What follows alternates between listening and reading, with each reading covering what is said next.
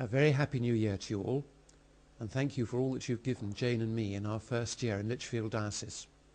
We've been encouraged by the high quality of leadership given by the clergy, sometimes in tough circumstances. Often I've driven back moved and inspired by what I've experienced. People coming to faith, lives changed, communities energized. Parishes have risen magnificently to the challenge of increasing the giving each year. It's no small miracle that the Church of England has moved in 12 years from being one of the most heavily subsidised churches on the planet towards self-sufficiency. In this diocese, the parishes actually gave more than was asked last year. God is rich in all the resources that his churches need. I well remember the man who tried giving 10% of his income away for a couple of years, and then he told me, "I can't afford not to tithe now. It's brought me so many blessings." If you try it, you will find the same. God is nobody's debtor. Many of you have told me how much you've enjoyed the Leading Your Church into Growth conferences and the other training events we've been putting on. I'm confident that we will soon hear that the decline in our numbers has been halted, and believe it won't be long before we start to hear about overall growth again. But before that, there has to be change in our hearts and in our churches.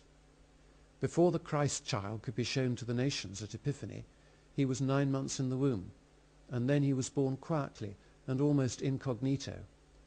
And before we can reach out to our neighbours with the good news, we have to make time for God to do what he wants to do next in our lives, to prepare us, to give us a fresh encounter with him. Before outreach, there has to be indwelling.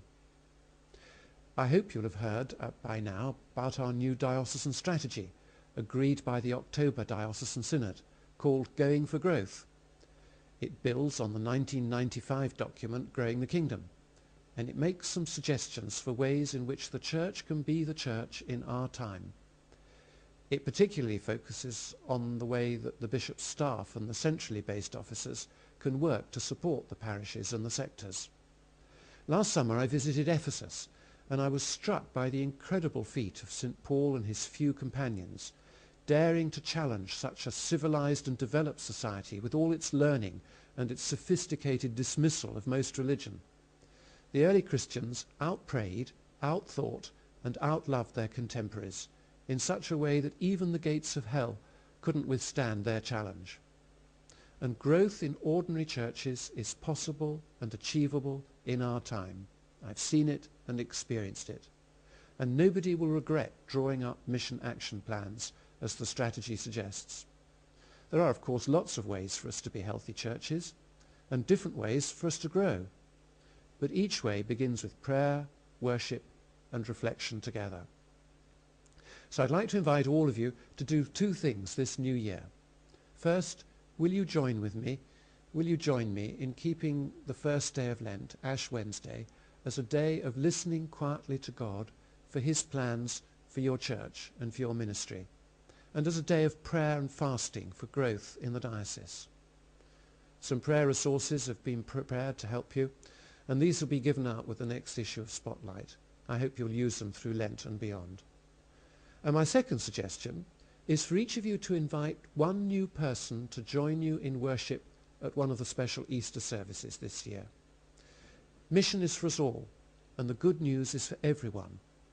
Please pray with me about how we can introduce friends or neighbours to Jesus Christ, the best friend of all, so that this Easter they can discover the way to eternal life. Thank you for listening, and may God bless us all as together we go for growth.